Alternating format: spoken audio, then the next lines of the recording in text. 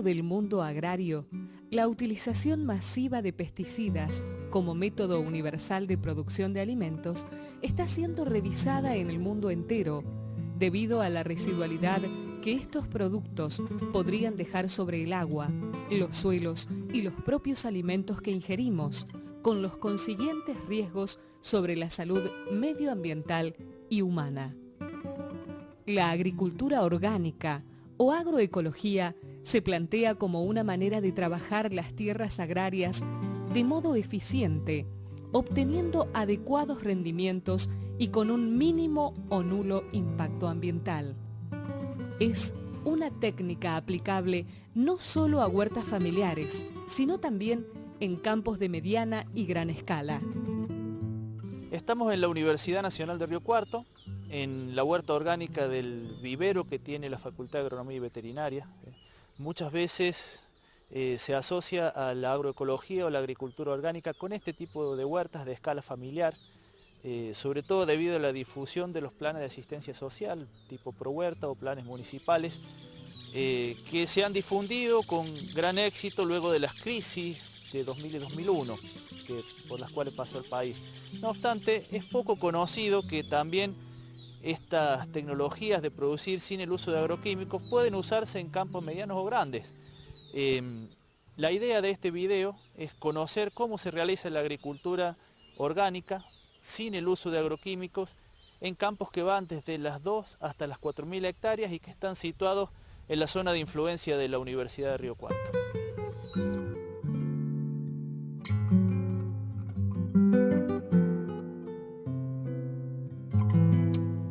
Nuestra provincia de Córdoba cuenta hoy con 89 campos certificados como orgánicos, que poseen desde 2 hasta 4000 hectáreas. Estos campos ocupan una superficie total de 67.120 hectáreas. El 62% de esta superficie está destinada a la producción agrícola ganadera y el resto a cultivos industriales.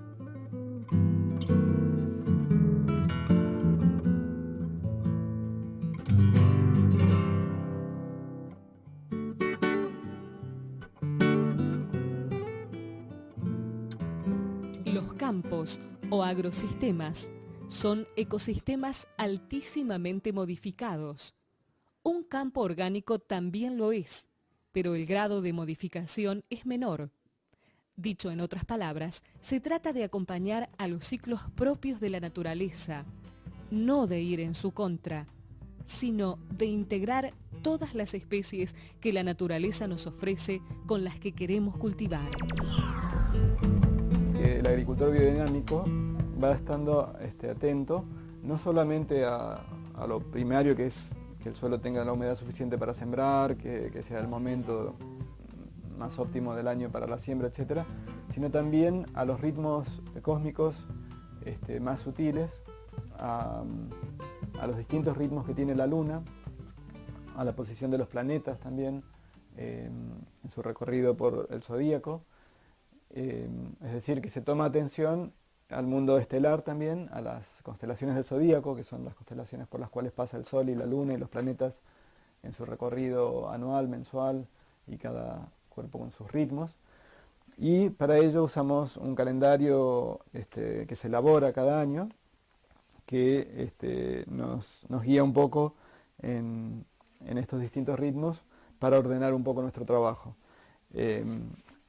Digamos, no lo usamos ni muy estrictamente, ni es, digamos, algo que tenga que frenar nuestro trabajo, sino que es algo muy experimental también y muy orientativo, pero tiene un carácter muy experimental, pero también un carácter, digamos, de guía, ¿no? Calendárico. O sea, la agricultura es una actividad calendárica, siempre lo ha sido, y el no prestar atención a ciertos ritmos cósmicos permite hacer agricultura, pero sin mejorar, digamos. Es una agricultura que tiene mucho más posibilidades de fracaso, mucho más posibilidades del deterioro progresivo de la calidad de los productos, mientras que una agricultura practicada, estando lo más atento posible a esos ritmos cósmicos, tiene mucha ayuda para poder mejorar el resultado, mejorar la calidad y y lograr, por ejemplo, un mayor prendimiento en esquejes, en plantines, mayor prendimiento de un injerto que se realice, mayor conservación, mayor tiempo de conservación de un producto agrícola que se coseche y con mayor calidad, tanto de sabor como de color. Y el monte estaría aprovechado, como decía, por la ganadería y por la apicultura en primavera. Y la parte agrícola, empezamos haciendo maíz, pero como son superficies chicas y no teníamos maquinaria, tuvimos que contratar trabajos, pero en la zona, como son superficies chicas, no les conviene, casi no las trabajan al final o mal. Entonces decidimos hacer pastura para las abejas y para los animales. Se hace ganado de cría, Hereford, y la abeja aprovecha toda la floración de primavera. El monte florece, estalla en primavera. Florece espinillo, coco, muchas especies herbáceas silvestres, más o menos de un periodo entre agosto, depende cuando termina de hacer grande frío, hasta octubre. Hay una floración que acompaña el desarrollo de la colmena.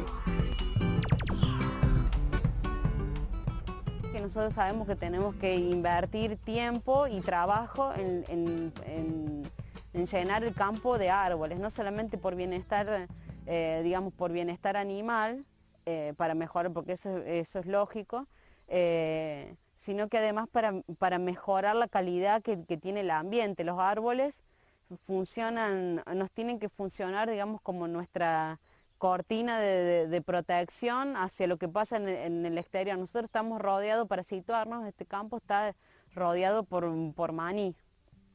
Entonces tenemos aplicaciones prácticamente cada 2 semanas. Hay alguna aplicación entre fungicida o... Sí, siempre hay aplicaciones de algo, no sé por qué, pero siempre están pasando con algo. Así que, bueno, la idea también es lograr por lo menos en una primera etapa un arbolado perimetral en el campo. Y después, bueno, ir viendo cómo podemos distribuirlo en ir distribuyendo los árboles en cada parcela. Se hace una producción de cría y engorde, sería un ciclo completo. Y hoy en día, viendo un poco de tener un bienestar de los animales, estamos tratando de introducir plantas, los cuales son álamos guardi, para darle un poco de sombra al animal, que no tenga tanta incidencia los vientos, la insolación. Los álamos aportan una gran cantidad de nitrógeno, aparte con las raíces va rompiendo un poco de las estructuras de suelo, que a veces cuando se siembran pasturas hay en lugares que uno ve que no tienen un buen crecimiento por un piso de arado que puede ser, o por estructuras del suelo que son muy duras, y el álamo nos estaría ayudando a romper todas esas estructuras del piso. El animal se siente muy tranquilo, y aparte con la orina y la bosta le está aportando material también para que el árbol tenga un buen crecimiento, y nos estaría ayudando al álamo, a estarlo podando y no tener que nosotros estar podando las partes de abajo hasta los 2 metros, 2 metros y medio que puede estar alcanzando un animal. El árbol va a estar completamente limpio. Obviamente que para empezar a entrar a una parcela con árboles el primer año, en el campo hemos probado con ponerle boyeros eléctricos a una distancia de 1 metro, ya que las plantas son muy finas, tienen un diámetro muy fino, y la primera tendencia del animal es a rascarse, a ir a observarlo, y por ahí lo puede quebrar o doblar, y hace muy poquito que están puestas, entonces la planta empieza a sufrir, pero después del segundo o tercer año de que está puesta la planta ya se lo puede largar tranquilamente sin ningún boyero y va a estar conviviendo el árbol con el animal sin ningún inconveniente.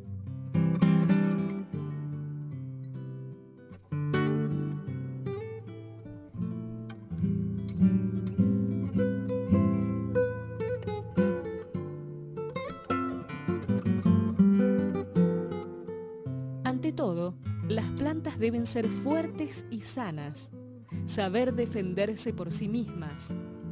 Además, la propia biodiversidad generada hace que los insectos se confundan. Hay que permitir el desarrollo del hábitat de las especies predadoras y parásitas, que son especies, aves, insectos, hongos, que se alimentan de las poblaciones de insectos dañinos. Estas especies benéficas cumplen parte de su ciclo en las plantas silvestres, por lo que no hay que descartarlas del campo.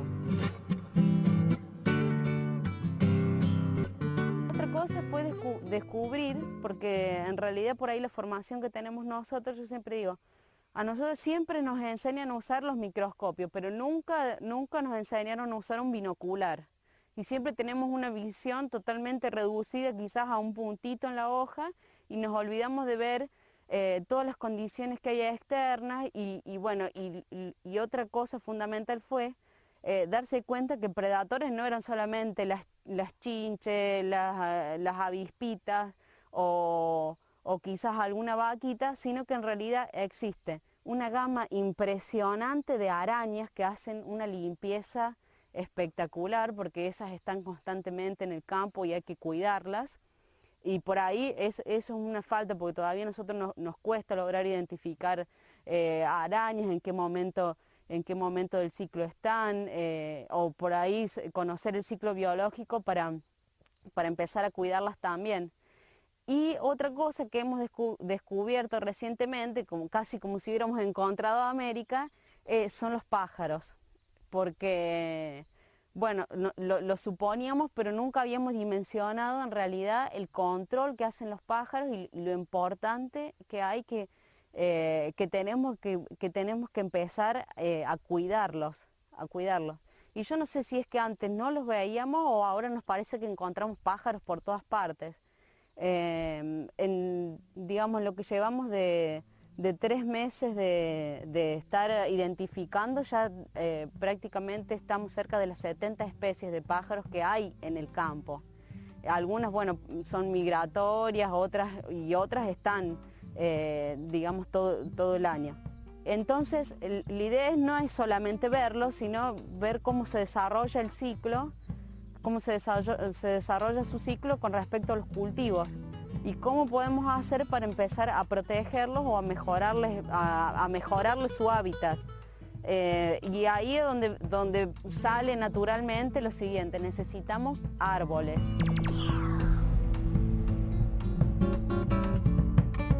Sino ver cómo se desarrolla el ciclo, cómo se desarrolla su ciclo con respecto a los cultivos. Y cómo podemos hacer para empezar a protegerlos o a mejorarles su hábitat. Y ahí es donde sale naturalmente lo siguiente: necesitamos árboles.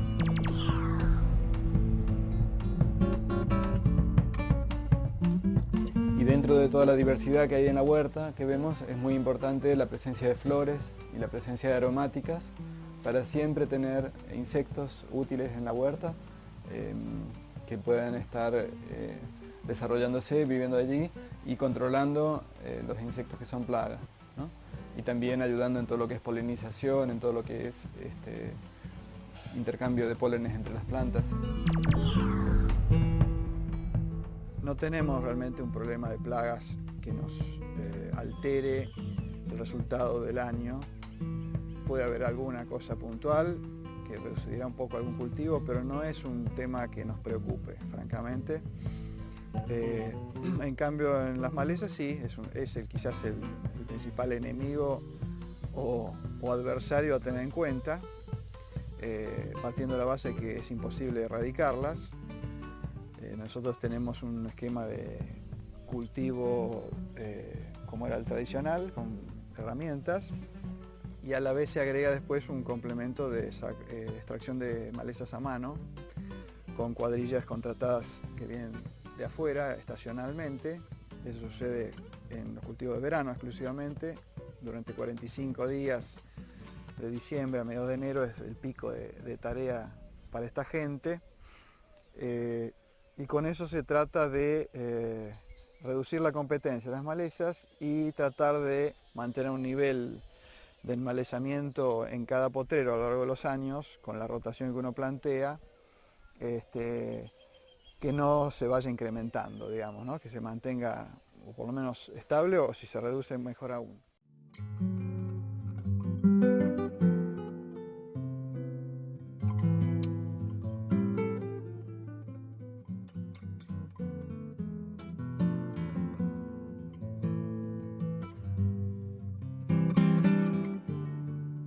Como última medida, se pueden utilizar pesticidas orgánicos, hechos a base de bacterias, que están permitidos por la legislación orgánica y no tienen un efecto nocivo sobre la población de insectos y aves benéficas. La cuestión es en cuanto a mejorar la calidad de vida, es nosotros hoy estamos reduciendo al máximo el uso de agroquímicos. Prácticamente es nulo el uso de insecticidas. Podemos decir que lo que es ganadería a nosotros no nos da un trabajo adicional, lo que sería respetar las normas orgánicas. No es tan distinto que lo que sería la ganadería que había antes en la pradera pampeana. Lo que es sanidad, por ejemplo, que sería un tema que puede parecer más conflictivo, las normas básicas del sistema permiten utilizar la medicina preventiva, digamos así. Todo lo que es vacunaciones, por ejemplo, normales se cumplen igual que en cualquier otro establecimiento. Lo que son desparasitaciones, hay un límite a la cantidad que se hacen por animal en su vida, digamos. Se apunta a la desparasitación al destete y en ese primer año de vida del animal, después por supuesto no se hace más nada. La mosca de los cuernos es un ejemplo también que hace unos años apareció acá por primera vez en la zona y en la Argentina, y rara vez hacemos algo contra ella. Es como que el animal puede convivir, no vemos una gran explosión nunca de la plaga sobre la ganadería. Lo que se utiliza como en caso de haber alguna plaga, que algunas hay, lo que yo diría que es rutinario es la isoca de la alfalfa. Eso lo controlamos con un insecticida biológico a base de Bacillus thuringiensis. Hay 2 o 3 marcas. No hay ningún problema con eso, se controla muy bien. Es quizás la isoca menos agresiva de todas, así que es cuestión de detectarla a tiempo y nada más. En soja rara vez hemos tenido que hacer alguna aplicación por alguna isoca. A veces puede suceder alguna gata peluda norteamericana en casos de siembras más tardías. Como acá prácticamente no se hace soja de segunda, salvo algún lote muy chico, no hay un gran problema en ese sentido, y la plaga aparece en cultivos más tardíos normalmente. Chinches, como en general en toda la zona, ha bajado mucho la población estos últimos años y no tenemos tampoco serios problemas de chinche.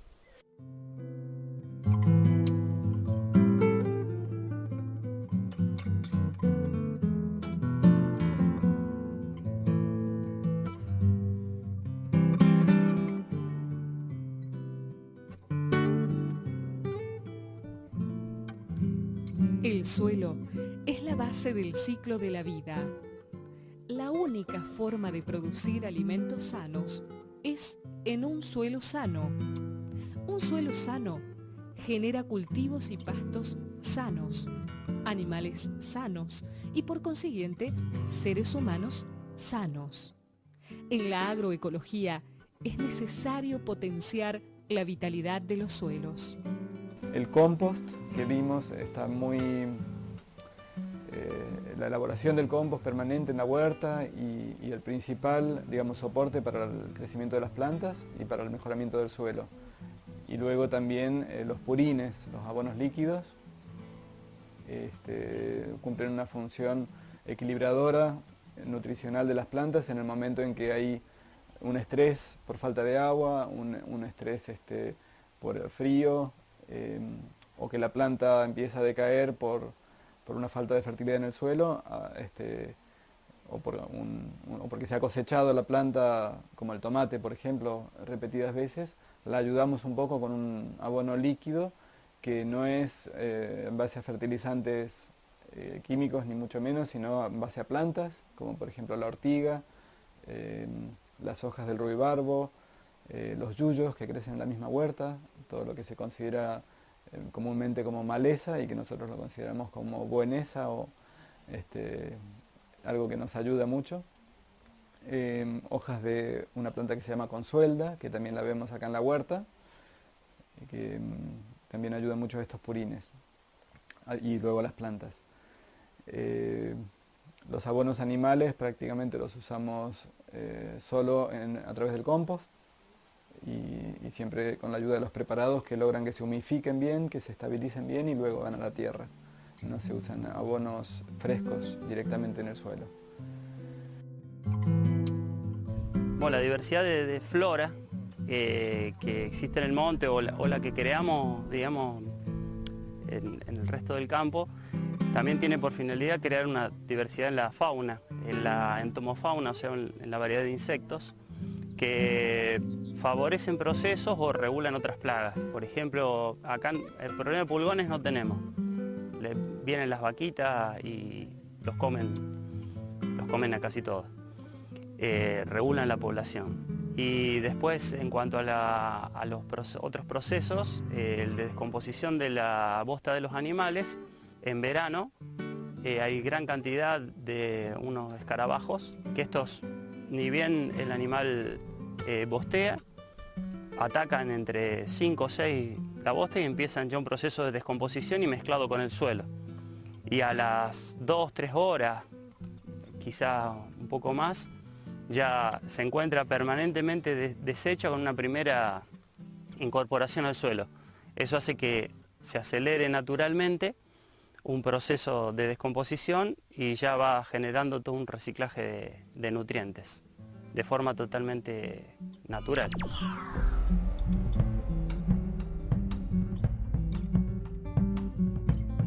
Incorporé hace 4 años un sistema de subsolado profundo de la tierra para hacer el maíz.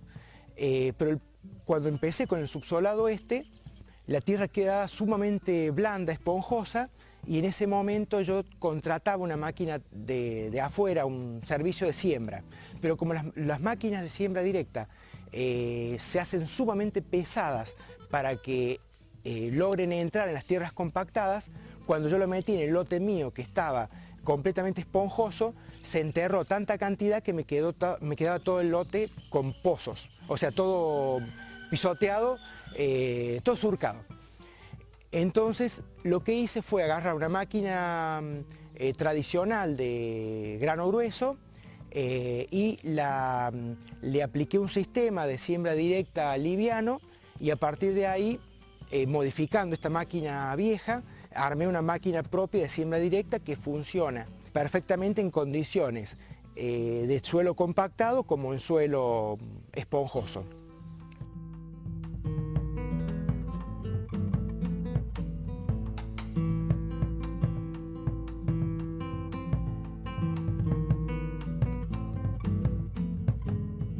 La agricultura, aún la orgánica, siempre es extractiva de nutrientes, ya que una parte de lo producido por las plantas se va con los granos cosechados.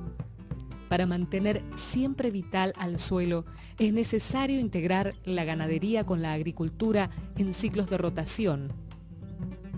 Los animales cumplen diferentes funciones en los campos agroecológicos que los hacen irreemplazables. La limpieza de maíz, del lote de maíz, y la mantención de los lechones bajo un maíz desarrollado.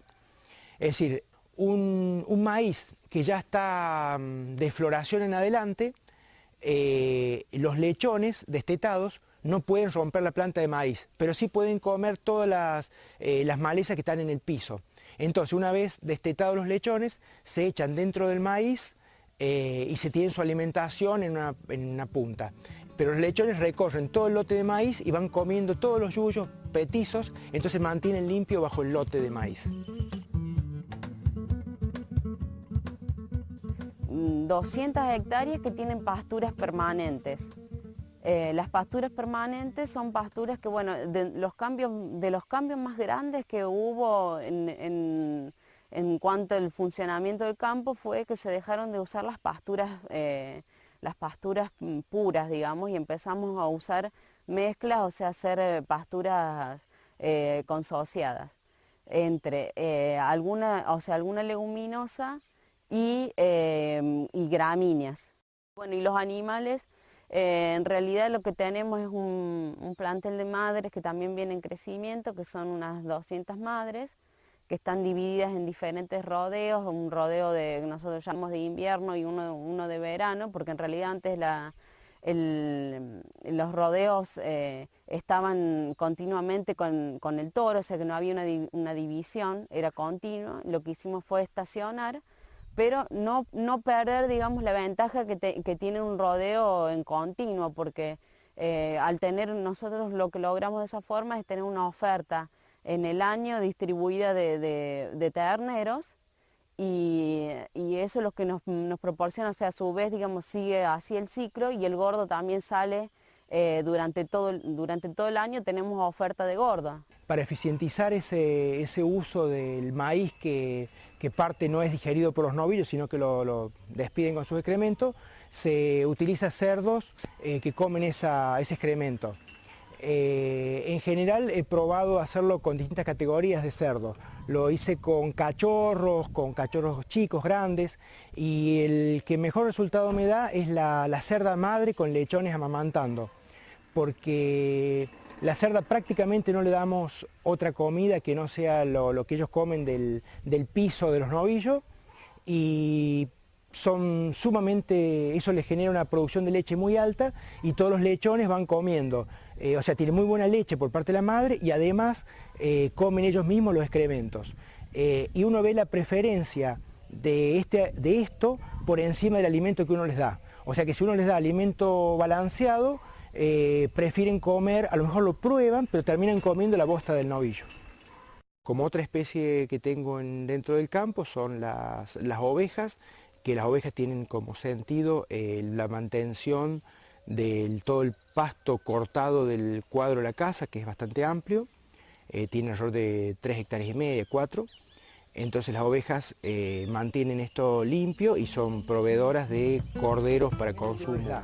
O sea que si uno les da alimento balanceado, prefieren comer, a lo mejor lo prueban, pero terminan comiendo la bosta del novillo. Como otra especie que tengo dentro del campo son las ovejas, que las ovejas tienen como sentido la mantención de todo el pasto cortado del cuadro de la casa, que es bastante amplio, tiene alrededor de 3,5 hectáreas, 4. Entonces las ovejas mantienen esto limpio y son proveedoras de corderos para consumo personal. Y la abeja aprovecha toda la floración de primavera. El monte florece, estalla en primavera. Florece espinillo, coco, muchas especies herbáceas silvestres. Más o menos de un periodo entre agosto, depende cuando termina de hacer grandes fríos, hasta octubre. Hay una floración que acompaña el desarrollo de la colmena. Y la pastura la aprovecha cuando deja el monte, empiezan a florecer las pasturas, que a partir de noviembre, diciembre, hasta febrero, hasta ahora que vimos el Melilotus ese que está plenamente florecido. Y aparecen otras especies, como también en algunas partecitas alfalfa, cardos. Y en otoño vuelve a florecer, hay una floración también del monte, que es el de la salvia azul, o salvia de la sierra, que es una florcita violeta, que la aprovecha mucho en marzo, abril, ya con las últimas recolecciones de néctar.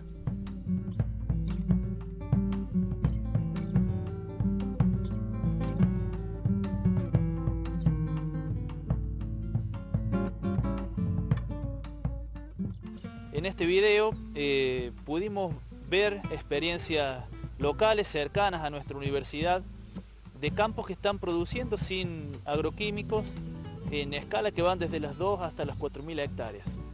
La agroecología es un modelo posible, es un modelo creemos que deseable porque permite no solo abaratar los costos al agricultor, sino también trabajar con tecnologías sanas, de bajo o nulo impacto ambiental y sobre todo producir alimentos sanos. En este sentido, queremos rescatar tanto el derecho del consumidor de comer alimentos sanos que no perjudiquen a su salud, como también del agricultor, de no poner en riesgo su salud en la producción de alimentos.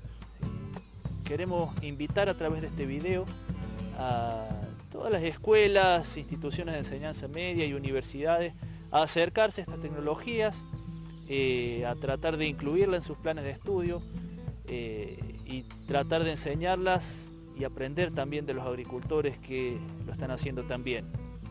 Y queremos invitar también a los agricultores a que se animen, a que prueben, a que lo intenten, a que se acerquen a las universidades o al INTA o a la gente que está trabajando con la agroecología, y creo que de esta manera nos podemos reencontrar todos con una agricultura amigable con el medio ambiente y que nos permita cuidar nuestra salud y la salud de las generaciones que vienen.